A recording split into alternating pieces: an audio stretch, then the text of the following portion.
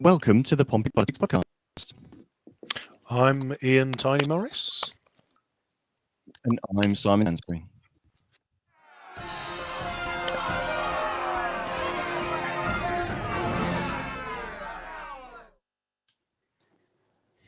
So, for only the second time in our nearly 100 episodes, we actually have an international line of guests this evening. And we'll explain those a bit more later on. We've got a heavy packed evening to discuss the decision by the business, energy, industry and strategy. So I'm just going to get into that, and then we'll get into the instructions. We've got a bit of clicking from somewhere, so I don't know where that's coming from. But if there's a problem with someone's mic, please just bear with that. So apologies for that. So this week, the Secretary of State for Business, Energy and Industry Strategy, Kwasi Kwarteng, having once before delayed making his decision on whether to allow the Aquind interconnector project, decided to delay it yet again until the end of January. And in the last minute, in his last-minute announcement, he cited that he required clarification on several issues, but that the new deadline was, quote, without prejudice to the decision. Now, our local politicians made some quite clear statements with regard to this. We've got a direct comment from the leader, the Liberal Democrat leader of Portsmouth City Council, Councillor Gerald Vernon Jackson. He said the minister removed this decision from local councils to himself, so a decision could be reached quickly. And he has now said 6 months is not long enough for him to have read the planning inspector's report and to make that decision. He'd like to thank everyone from all parties that have worked so hard on this, and the City Council has found £250,000 to hire specialist lawyers and planners to oppose Aquind, but we are at our best when we all work together across party to oppose this. But we must not let our guard down. We must keep pressure on the minister, even if he is a minister who is meant to be neutral, but has written a letter to Aquind saying that he will support them. The Conservative Member of Parliament for Portsmouth North, Penny Mordaunt, says on our website, where she states that she's formally objected to the scheme, citing strategic, serious errors with relying on such programmes to deliver energy for the UK, both in terms of the UK's resilience, but also wider issues concerned with future negotiations. Increasing our dependence on French nuclear increases the likelihood it will become politicised and involved in future discussions, in particular on fishing. And the Labour MP for Portsmouth South, Stephen Morgan, says on his website, the Business Secretary has once again ducked a decision on this disastrous project, which will cause daily disruption in Portsmouth and threatens our national security. With clear community opposition to the plans and fresh fraud allegations against the company's Conservative Party donors, the case for stopping Aquind has never been cleared. So you can see that there is cross-party agreement that this is a bad idea. And so, Ian, who have we got with us? Yes, so it is welcome and bienvenue to some old friends of the pod, and I don't mean that in any pejorative sense. We followed the Let's Stop Aquind campaign from the start, and obviously we were expecting Thursday to be decision day, and as you've pointed out, at 2 minutes to midnight the minister finally woke up and said, oh sorry, I need another 3 months. So if I could just ask our guests to introduce themselves, and what is your connection or interest in the Aquind pipeline? And Viola, could I start with yourself, please? Okay, yeah, my name is Viola Langley, and together with Paula, I set up the Let's Stop Aquind grassroots campaign group. The reason, I talk about it later, and yeah, basically I'm an ordinary citizen. I used to work as a teacher, but I got very upset about the Aquind interconnector, and that's the reason why I actually set this group up. Thank you, Viola. And Paula? Oh, hi, I'm Savage, and I welcomed Viola's request and Linda's request to join the Let's Stop Aquind group right at the start. I have my own reasons for not wanting Aquind, mainly because of where it's going. The landfall of the cable going to be. I've got laryngitis. Yeah. So, and obviously the disruption to all the wildlife, which I'll speak about later, or maybe. Thank you. Perfect. Thank you, Paula. And Eve, welcome to the podcast. Can you introduce yourself and what's your interest in this topic? Hi, thank you. I am interested in this project. Because it's going to come straight through Portsmouth, which is an area that's very important to a lot of people. So Paula said, where it's going to be is a problem for me. Perfect. Thank you, Eve.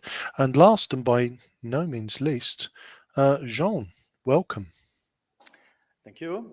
I am Jean-Nicolas, talking with you in France, from France. I was the president and founder of the French association named Non à Aquind. And I was freshly settling in Normandy when the mayor of my small village explained me what was going on. And she asked me to try to understand the project, and we'll speak further about the association. Perfect. So I guess for our listeners who aren't aware, the stop Aquind, even my very poor French can work out what non Aquind means. So there is quite a movement on the French side of the channel against this plan. First of all, this project is an old one because it started in 2014. But Aquind started to communicate on this project in our village, but in other villages in 2019. And at the moment, we are proud to have an official association which is entitled to and recognized by the authorities as an organization made of people living in the countryside, and they don't want this project. I will explain the reasons. But at the moment, Aquind started 2019. Brilliant. Thank you, Jean. Right. Okay. No, it's me. I've clicked mute on my own microphone, so gloriously I was on mute. Right. Apologies for that. So the next question that I wanted to come to Paula. So apologies for all of the confusion and technical chaos. It's entirely my fault. So Paula, do you mind reminding our viewers how all this started? And if you want me to, I've got a map that I can show of the route in Portsmouth, if that helps. Can you hear me still? Or Viola, you're shaking your head? Or is that you saying that Paula's voice isn't up to it? Answer the next question, and I said that to you. Sorry. Oh, I'm so sorry. I didn't hear that. Do you want to say that again? Sorry. Sorry, Viola. Paula and I, we agreed that I do the first one, as the question you are having now, and then Paula is doing the next one. So this is question 2. I thought that was one of the. Anyway, okay. So whoever's answering that question, apologies if I've got confused as to who's answering which one. Again, sorry about that. So how did it all started for the English side of the channel, and then I'll come to Jean, if that's okay. So apologies again for the confusion. Okay, sorry, Simon. I think there was perhaps a little confusion about the numbers. Anyway, because Paula wasn't actually there on the first day when it happened, so I said, probably would be a good idea for me to start this. Right, okay. Yeah. Okay. Now, what happened was Gerald Vernon Jackson put a little post out in Keep Milton Green, and it actually was a post telling people that the allotments in Loxway Road will be heavily afflicted by this project. So on the day when we saw the post and we saw a huge area possibly taken away for however much time it would have taken, I met someone else who actually was with me at the same day, and we were absolutely upset about it. So I said to her, you know what, we'll just have a Facebook group and we see what's happening. We try to mobilize people to see whether they are against this disruption of allotments, because at that time we weren't really big time aware of the whole destruction. So originally it started in the allotments, looking at the destruction of the green spaces there, how it would affect the wildlife, how it would affect the habitats, the people who grow their vegetable, who grow their flowers, who spend many hours in the allotments, older people, younger people. We have a community allotment there where people from St. James's will come every day to get some peace, to get some rest. And we just didn't want that to be disturbed. And that is seriously how it happened. And then the whole development, we'll have probably a look later, happened afterwards. After that, we suddenly realized it's going through Milton Common, the destruction of our busy roads, Eastern Road, Hambleton Road, London Road, the landing fall at Eastney, etc. We looked at power route much later. The original upheaval was the allotments, and allotment holders were very concerned because we thought it could mean losing the allotment for quite a considerable construction in place. In still it takes years and years and years. If ever it will recover, would take years to recover it. Thank you, Viola. Again, sorry about the confusion. So I appreciate that. So Jean, how did it all get started over in Normandy? Well, from my own history, last 2018, an Aquind team came in our village to explain what would be their project. And there were a Russian guy, Mr. Temerko's son, I assume. And they started to explain with no doubt what would happen, because I just want to stress on the arrogant way of presenting things from Aquind team. It's awful. And when they came to describe the project in our Normandy countryside, they just explained that it would not be a problem, because starting a plant in the countryside with 2 buildings more than 22 meters high and 70 meters long, plus 60,000 square meters land taken on the agricultural activity, could be easily compensated by money. When they showed us the drawings of this wonderful plant, it was very funny, because the trees they wanted to plant, because in this kind of project it's a very good idea to have trees. The trees were higher than the plant. That means from the beginning they were more than 22 meters high. So we in this place of our village, all people started to say, there is something wrong with that. So we are going to dig what is exactly the project. And that's how the story started. Thank you. There's a bit of a familiar thing from I think what Let's Stop Aquind said before about how that kind of hit the ground over here as well. Did anyone want to come in on that quickly, or should we move on to our next question? Let's move on. Ian?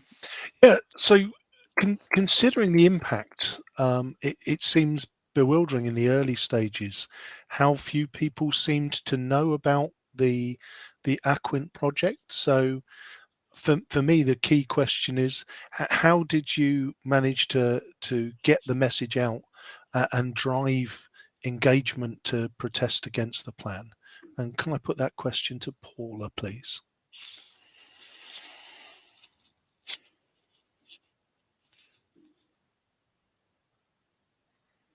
Who may be muted. I've not got her showing up on muted my end. Let me take her into mute and then back off again. Hey, thank you. Right. It said I was muted. Right. So was I making lots of hand signs? So No. the list, so how we've raised awareness is like the list is endless. So I'm just going to give you some of what we've been doing. So after that first protest along the shoreline, which was well attended, we set up a communications group, and first of all, and we were basically looking for skills that we could utilise within the group. And Jane Shepherd came up with the logo, which we've used throughout, which has been amazing. She's a graphic designer. All her time is, everyone's been voluntary. It's been absolutely phenomenal how much time people has actually given to this protest against it. So basically that was with the logo, and so they had at least 40,000 leaflets printed, which we crowdfunded for that on the Facebook group. We've had 3 posters made and meter banners made, which around along the route, and Colas was taking them down, or whoever was taking them down. And then I rang Colas and said, could you leave them alone, please? You know, it's a worthy cause. And they said they'd leave them alone. Yeah, and we've done the protest tree. We've done T-shirts with the logo on, which were non-profit. We had some guy printed them for us for no profit at all, to help the cause. We've painted stones. We did a 12-mile walk from the whole route. We did, we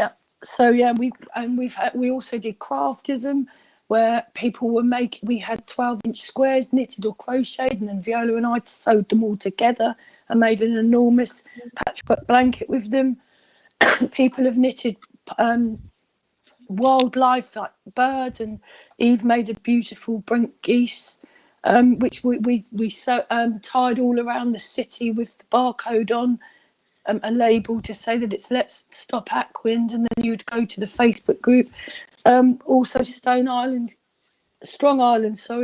contacted us and made us an amazing website, which so we've got lots of drone footage on there, and all of our media, all the times we've been in the newspapers or on the news channels, that's all on there. So yeah, it's been quite a vast amount of raising awareness. I mean, that's just like a tip of the iceberg, really, because it's just, we have met up more or less every single week. And I mean, this is just, I wrote a list earlier at the top of my head just quickly, but there's still loads of stuff that, I mean, a couple of weeks ago, for instance, I mean, we've been on the BBC and the ITV, and then one of our comms group, Jan, was on Panorama, which is, I mean, that was 1 week she was interviewed by Panorama, and then I was interviewed by Sky. It's been a little bit surreal at times, and we're in talks with an enormous media company, which I'm not going to mention any names, but they're going to work with us quite soon, and they are enormous, what we're going to be doing with them. So yeah, I think we've done quite well, really, with raising awareness. done a fantastic job from a standing start to get that level of coverage. Yeah. Is an Can exception. I just say one other thing? So Of yeah, course. also sorry, the last protest we did, the vision of that was to get all the key players in the city to do their bit, you know, to get up and say something, and you know, whoever couldn't attend sent a statement to be read out. I mean, that was fantastic. We've always wanted it to be cross-party from the start.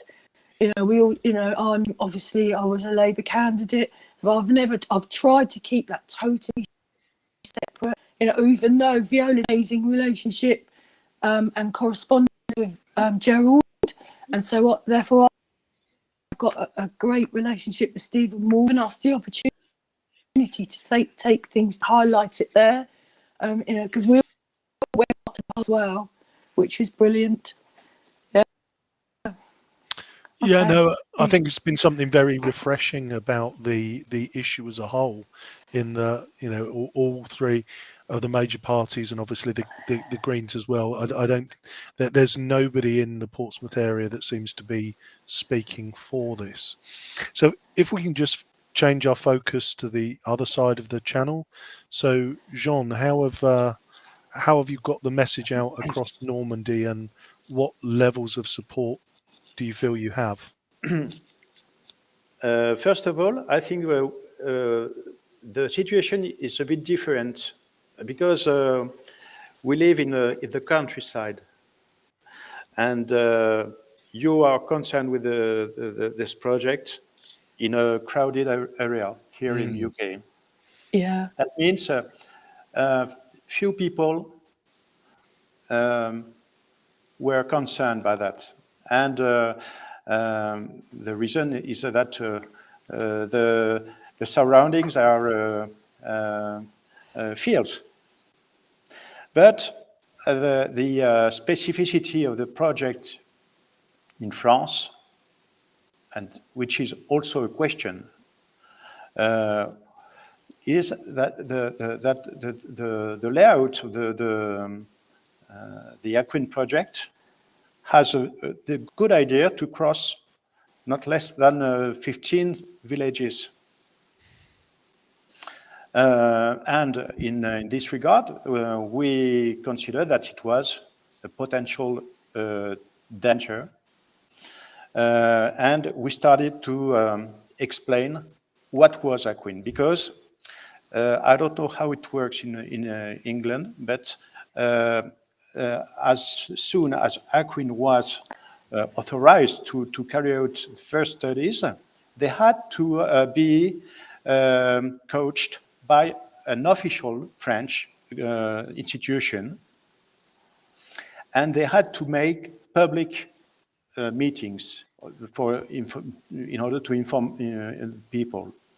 But this did not work. I don't know. I think that the French institution should be. It's a shame, because they made a very bad work, and the result is that people did not know what was happening. So I tried to be short.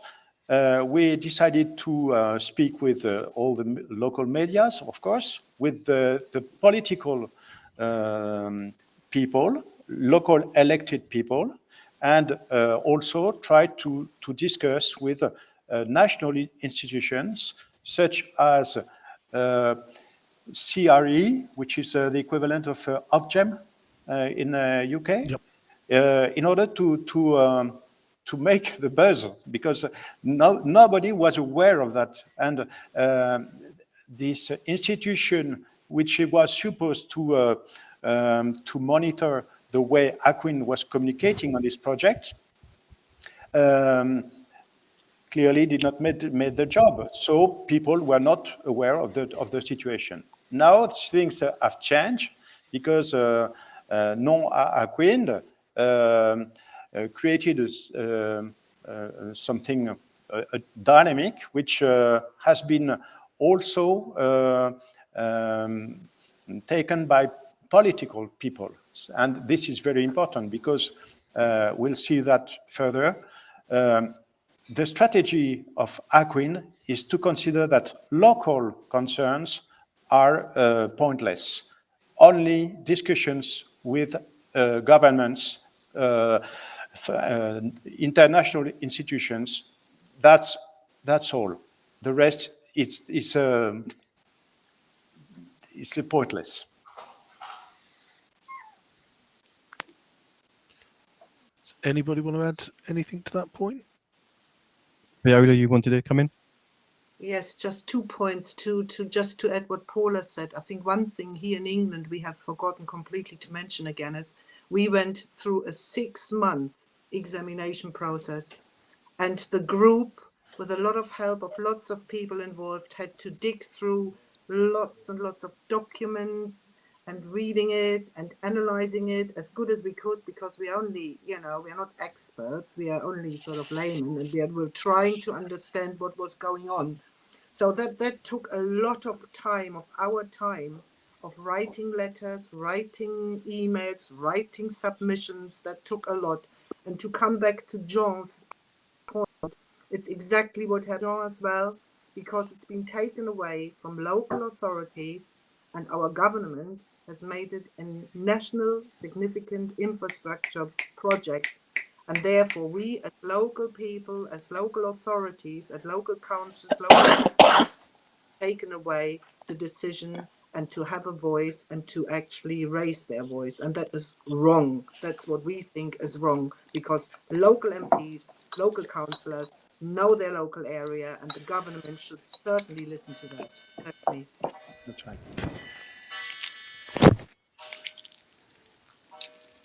Thank you. Okay, so moving on to the next question.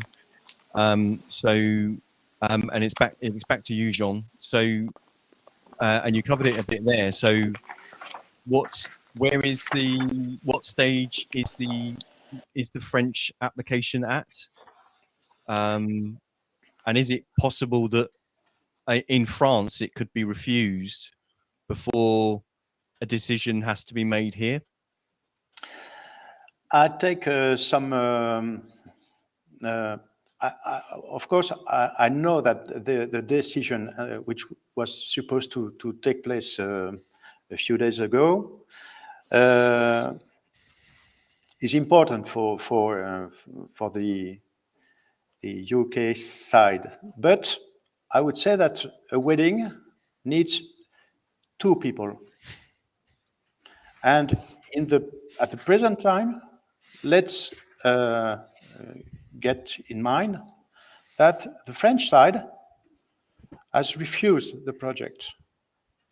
And when I say the French side, the French government, through a decision made early 2021, decided to refuse the project. This refusal has been officially signified to Aquind by the voice of the préfet. Préfet in France is the local government representative who is stating, according many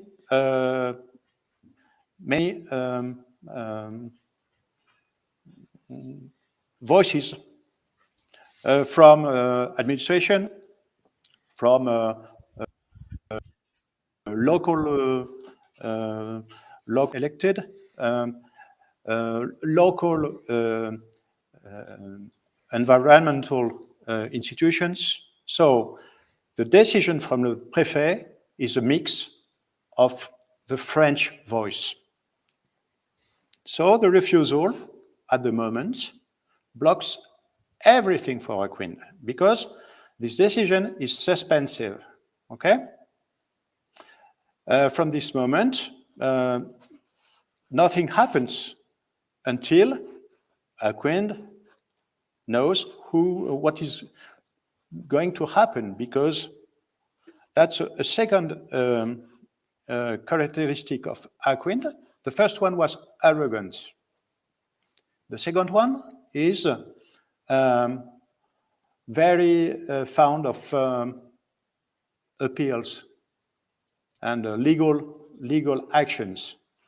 So, considering that they could not accept the French voice, they lodged an appeal this last summer, and now the project is analyzed through the administrative court, and that would take maybe some months until we know exactly what will happen. But now we are unemployed as members of the association because nothing happens. Time has been suspended. Thank you, Jean. So it's all basically up in the air. Viola, what's the next stage for the process in the UK? I mean, Jean and Nona Aquind have followed, obviously, what's happening in the UK. And just to summarize it again for those who really are not very familiar with it, here in England, just like in France, Aquind started much earlier than our group was formed and set up, and there were consultations. Aquind said there were extremely good consultations. We say there weren't because otherwise people would have known about the project. And then last September, Aquind started the application for development consent order, which means that you have 6 months. It is a 6-month process where the applicant, in this case Aquind, and interested parties, those who are affected by the construction of the Aquind interconnector, can raise their concerns, put forward their plans, their construction plans, which Aquind obviously did. And this process lasted until the 8th of March. There were hearings, official hearings, in which Aquind took part, and in which we ourselves and other individuals who were and are affected by the Aquind interconnector took part. After the 8th of March, there were 3 months. The Secretary of State, Kwasi Kwarteng, had time to look at the recommendation the examination authority wrote. So that would have ended on the 8th of September. By that time, we expected a decision. Just a few days before decision time, it was delayed until, I think, September. And again, there were questions, October. There were questions asked from the applicant. Can we have some more clarification? And the main points were the fiber optic cable, very controversial. I won't go into in detail now. And also Victoria's Festival and the consequences for the playing fields, in particular by the construction of the Aquind interconnector cable. Now we have on the 21st of October, just on the day, quite late during the day, we were informed that Kwasi Kwarteng needed more information to actually get more information from the applicant, and will need time until the 21st of January. Now, we have questioned that because, the examination was 6 months. The Secretary of State had enough time to look at all the recommendations and should have, in our opinion, made a decision by now. And that's where we are at the moment. Thank you very much. So to be slightly provocative, if we look at the power that's being supplied or proposed to be supplied from Aquind, then most of that power will be nuclear generated in France and, will be carbon neutral. But part of that challenge is that obviously the expense of when nuclear plants are decommissioned, there's an enormous expense there and there's a risk.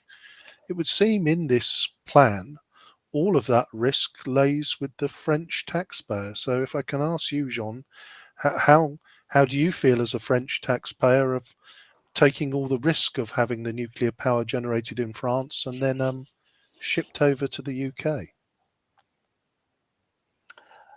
I'm not sure that's the issue, because you know that this interconnection is part of a lot of other interconnections from France to Germany, to Belgium, and Spain, and any kind of country of the European area.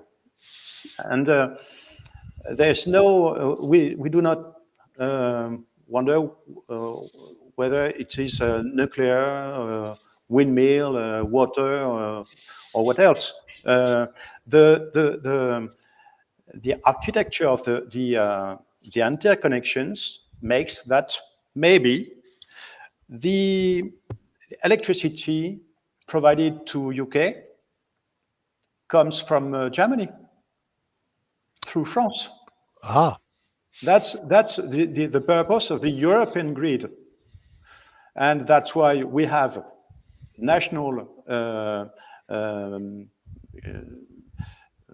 organisms such as CRE of GEM, but there is a European monitoring institution named ACER, and that explains the grid system, which makes that electricity may come from the eastern part of Germany, going through Spain, and so nuclear or not, that's not the question, according to me.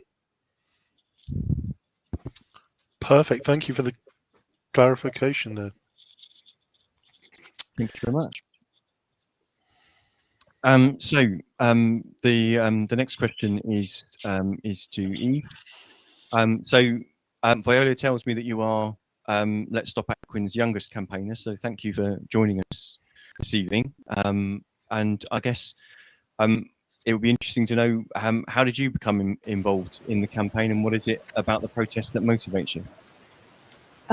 I just sort of heard about it from people that I know, that there was going to be a protest last year where they all stood along the shoreline, and that protest, and I couldn't go.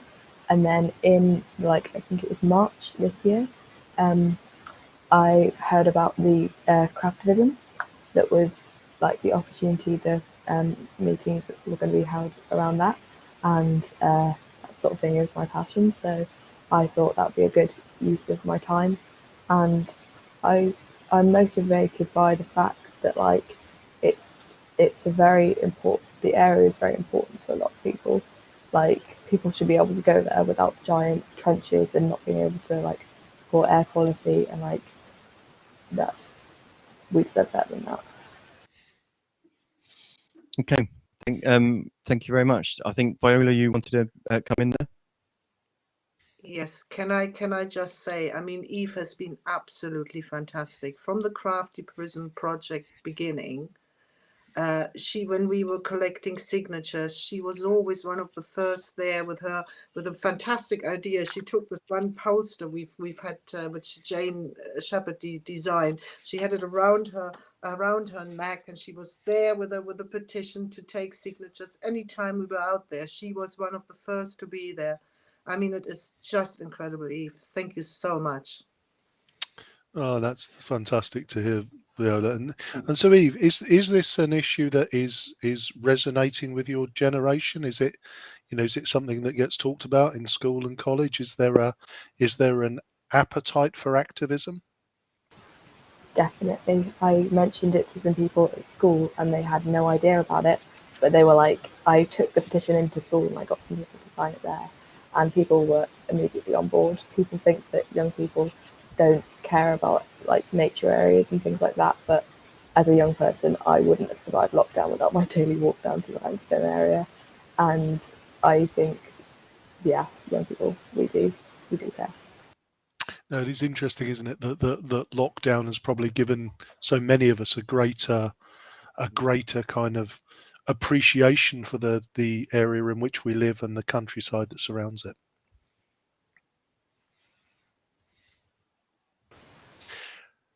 So if we look at the next question, obviously Kwasi Kwarteng is the second minister who's been asked to decide on this particular application.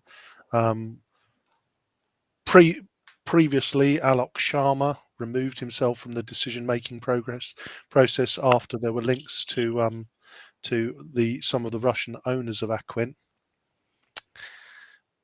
I guess the question is Kwasi Kwarteng the right man for the job to make this decision, or has been suggested it needs to be taken out of his hands? And Paula, I'd love to hear your views on that. Ian, my apologies. I think that's where I messed up the numbers. That was actually, I think it was Viola that we intended to answer. In which that case, one. so Viola, can you pick that one up for me? Yeah, of course I can. Yeah, thank you. I think that's where we went a bit wrong with the numbers.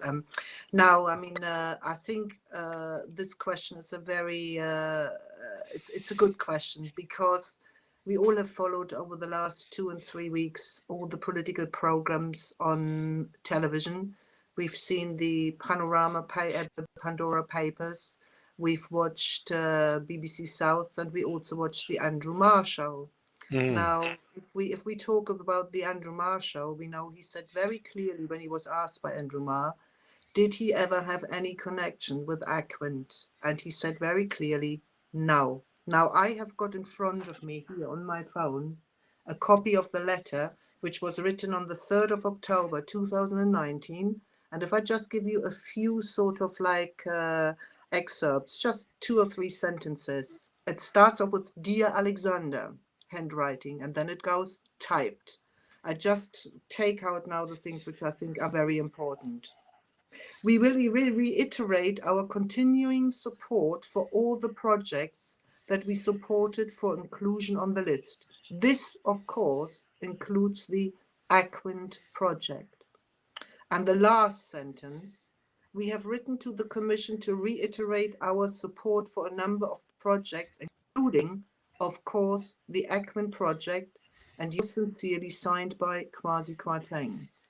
Now, there's a big question here. How can you make an unbiased decision when you clearly, in this letter from the 3rd of October 2019, say that you support the Aquind project?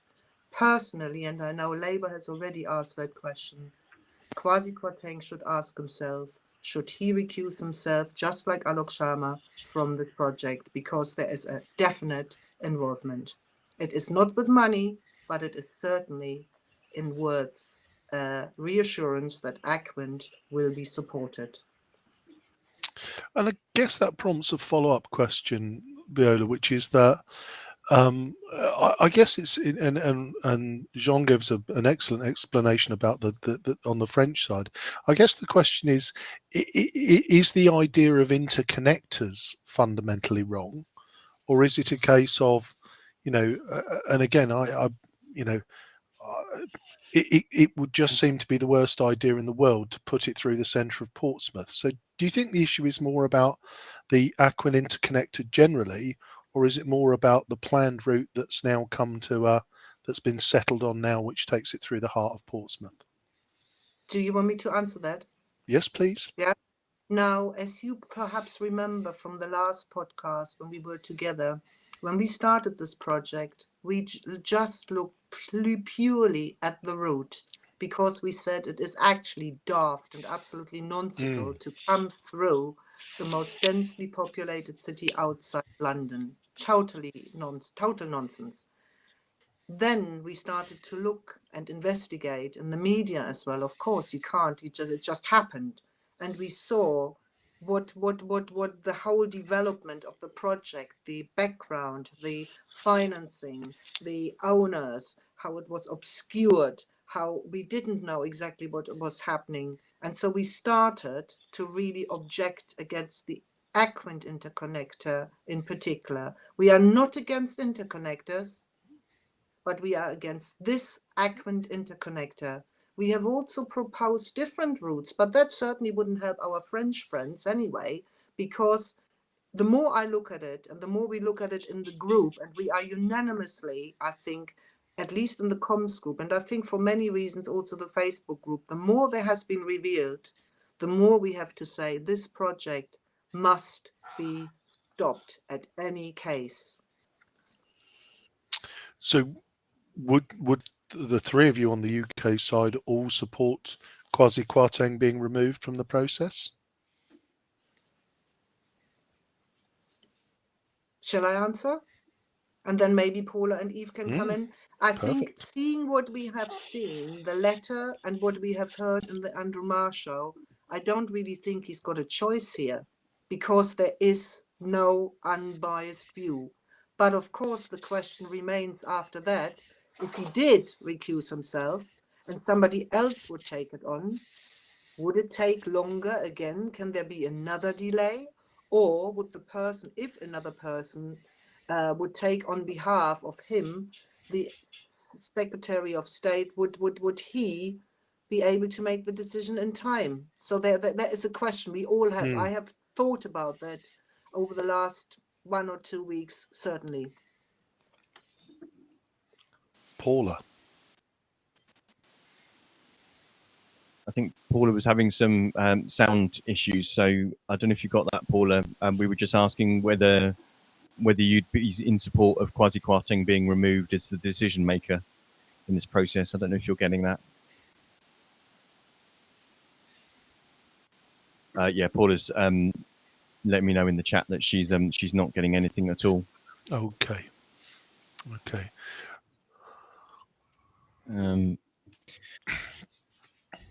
So I guess that leaves us. Eve, what are your thoughts on Kwasi Kwarteng? In the letter, he clearly states that he is in support of the project, no matter what he said on the Andrew Marr show. He, on the 3rd of October 2019, he was in support of the project, and that does make him potentially biased towards like maybe letting the interconnector come through. But as Viola said, would they be then delaying it again if he had to remove himself from it? Perfect. Thank you, Eve. Paula's just gone out and come back in again. Paula, can you hear us? Can we hear you?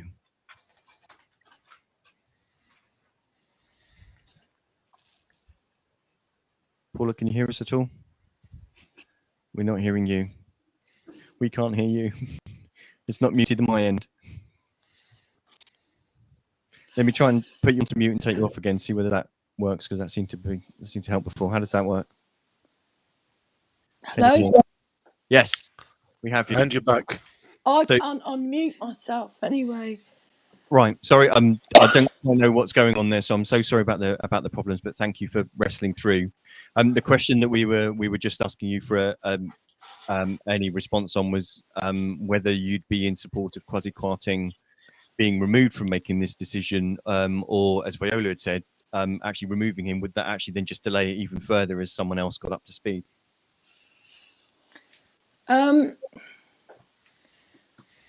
Well, we don't want to delay it anymore, do we? We don't want it to be delayed. Although I do find it, I mean, I was so disappointed the other day because after all the exposure of the donations, and the impact of it all, those making decisions don't even live here, or have they ever visited this city? Do they know how densely populated it is? About our pollution levels. So I don't know if I'm sidetracking here a bit because I didn't hear any of that for the last 10 minutes. But I guess delaying it is. I hope it's not an excuse to kick it into the long grass. Basically, that's what I hope it isn't. No, I think it provides a fascinating dilemma, doesn't it? If we look at the backdrop of the last, probably let's say couple of months, we have that scenario where, Kwasi Kwarteng has said, "No, I've never said anything positive about it." Oh yeah, he lied. He lied on telly with Andrew Marr, didn't he? Well, indeed, and Viola's produced the letter, and obviously there are, donations from a Russian owner to the Conservative Party, and again, Hang on, Ian. It's not a donation. It's plural to that. There's an S on the end. Yeah, so they are donations various, but I ultimately now all those things are in the public domain. Yeah. I guess the question is, does that make it harder for him to then approve the application with all that in the public domain, or does that now play into the Stop Aquind card, which is that you're going to have an awful lot of brass neck to approve it, being sat on a pile of donations with the letter proving that you supported it recently? Viola, did you have something to add It's in on that? Sorry, Paula first. no, it's Okay. fine. No, I think we have to be here. You know, as we in our communication group, we've discussed this so many times. These donations are legal. Yep. And what you have to really say is, should that be the case? Should that be the case that these huge amounts of money are given? Are they not influencing a decision? We are told they don't. But it's a big question mark, isn't it? Should this legal system be changed? That's really what we are. It's a lot of aren't we? money, isn't it? It's a lot of money. We've got a list, but we haven't published it because of the current events which happened. We have a list of 34 MPs and 4 ex-MPs who have taken money. We've got a list where it says how much money they have taken, from whom they have taken it, and it is all legal. It's all legal in a legal document. Now, should that be allowed? That is the big question. It's a very big question. So we're going to Simon's going to lead us into our last question of the pod. So, and I was going to come to Paula. So, what do you think the reason for the delay is? Is there We're only presuming, aren't we? Hmm. Whatever we think is only presuming. So, I mean, there's a few things I could say, but I'm not. But I think Kwasi's got a hard job, a tough job on his hands. Of what now the public know, what's best, and to come back and agree on that is going to explode, isn't it? It's going to explode a few things. I mean, I'm really sorry. Yeah, he's got a tough one, especially, I mean, also, I always want to say, does it not tap into people's conscience? The destruction as well. They've got the money, they've had the money, their donations. I mean, has anyone spoken about the fact that there's already an interconnector going into, Fareham? And the made a statement to renewable green that was going to be homegrown from now on, and the 10-point plan that the Tory party put out earlier this year, to the 10-point plan, green renewable energy, which nuclear isn't really, it's not really green renewable energy. So yeah, indeed, it's I'm definitely sidetracked a bit. Sorry. Thanks. No, that's all right. I'm just gonna so you can cough in peace. I'm just gonna pause your mic for a second, Paula. But indeed, it's definitely not renewable. I mean, you can argue it's carbon neutral, but it's definitely not renewable, is it? Were we moving on to the? Yeah. The next one? So I guess the final question is kind of what steps come next for your campaign. And Jean, it sounds like in France you're in a better position in terms of moving, getting the whole project rejected. So what are the next steps on your side of the channel? To have the confirmation by the administrative court that the French government decision is right. I just want to stress that the Brexit situation has also an impact on these decisions, and we have to keep in mind that contrarily to what Aquind says, many interconnection projects are carried out at this moment. So we have to keep in mind that these projects, such as ElecLink or GetLink or whatever, these projects have been approved by governments according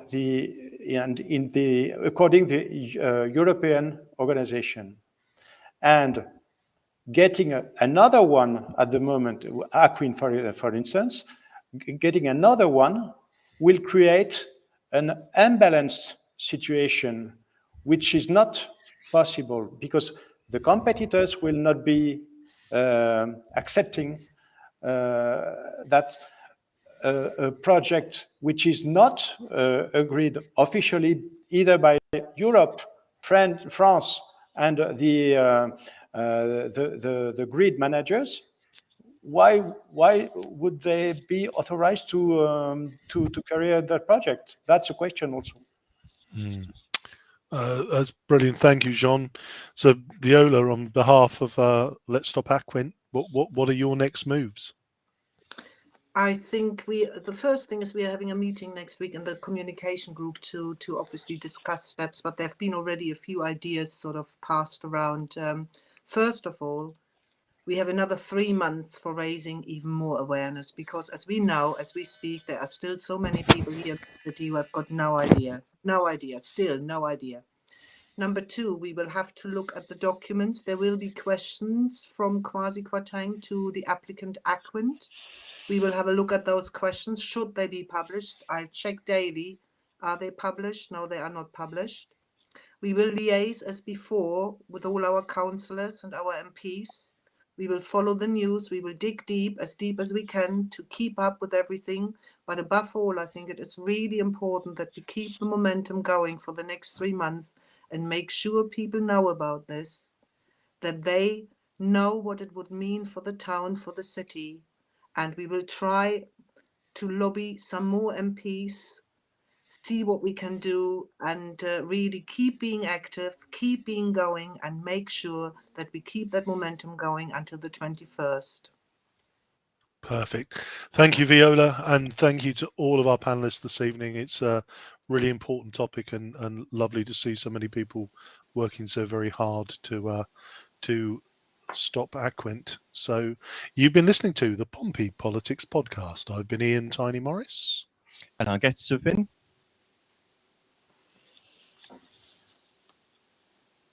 Goodbye.